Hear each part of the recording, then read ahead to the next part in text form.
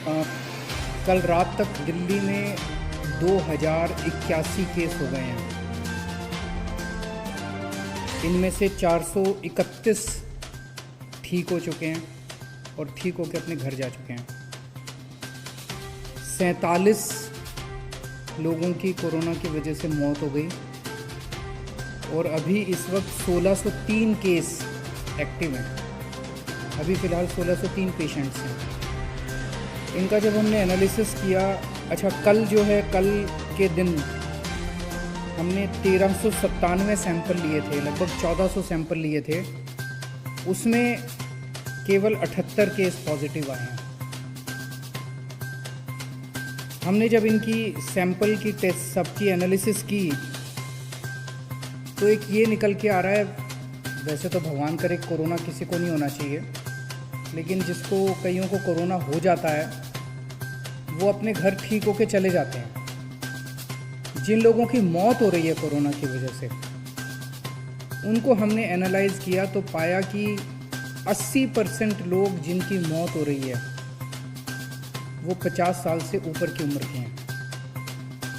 यानी कि 20% लोग 50 साल से कम उम्र के हैं। जवान लोगों की कम मौत हो रही है और ज़्यादा उम्र वालों की ज़्यादा मौत हो रही है।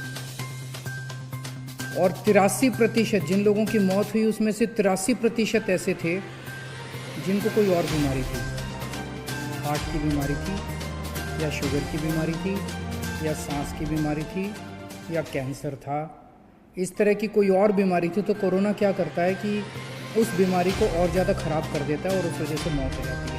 इसको कोमोर्बिडिटी कहते हैं अंग्रेजी में। तो जिन लोगों को कोमोर्बिडिटी थी, 83% ऐसे लोगों की मौत हुई है।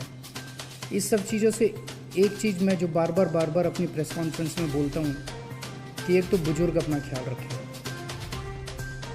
50 साल खासकर 60 साल से उम्र के ऊपर वाले अपना खास ख्याल रखें। आपके घर में बुजुर्ग हैं, आप उनका ख्याल रखें, तो उनको घर से बिल्कुल ना निकलने दें, उनको सोशल डिस्टेंसिंग अच्छे से बरकरार करके रखें, उनका खास ख्याल रखें। और जिन लोगों को कोई और बीमारी है, शुगर की बीमारी है, हार्ट की बीमारी है, कैंसर की बीमारी है, कोई और बीमारी है, वो लोग अपना खास कर ख्याल रखें। उनकी जान को खतरा हो सकता है अगर कोरोना हो गया तो।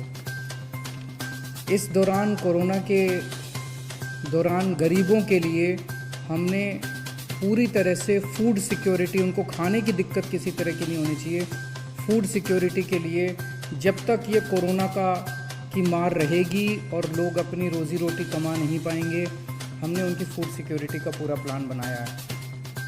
जैसा मैंने बताया था, 71 लाख लोगों को हमने 7.5 किलो प्रति व्यक्ति के हिसाब से मुफ्त राशन ऑलरेडी बांट दिया है। सब लोगों के घर में चला गया है। ऐसे बहुत सारे लोग हैं जिनके पास राशन कार्ड नहीं था, लेकिन वो भी गरीब थे, उन्हें भी राशन की ज़रूरत थी। ऐसे लोगों के लिए हमने 10 लाख लोगों के लिए फ्री राशन की व्यवस्था की थी, लेकिन अब निकल के आ रहा है कि ऐसे और भी बहुत लोग हैं।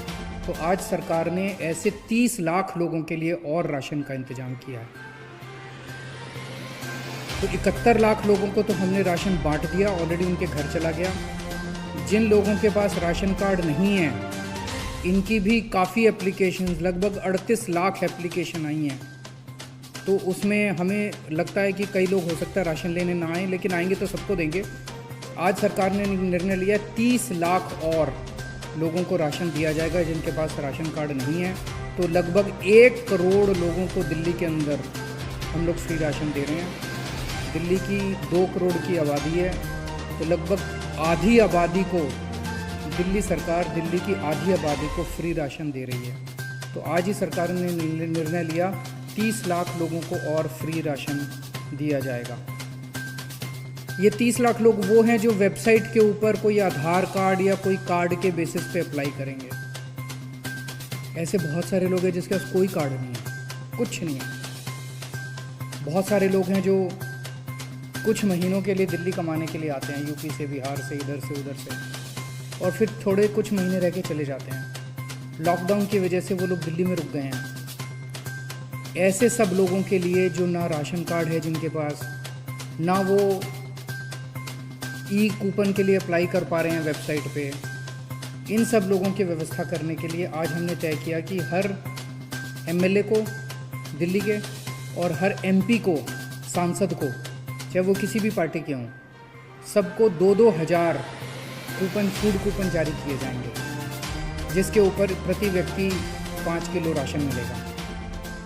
वो कूपन वो ऐसे सब लोगों को दे सकते हैं जिनके पास राशन कार्ड भी नहीं है, जिनके पास आधार कार्ड भी नहीं है, कोई कार्ड नहीं है, और उनकी विधानसभा के अंदर वो ऐसे गरीब व्यक्ति रह रहे हैं जिनके पास कुछ भी नहीं है, उन लोगों को वो कूपन दे सकते हैं।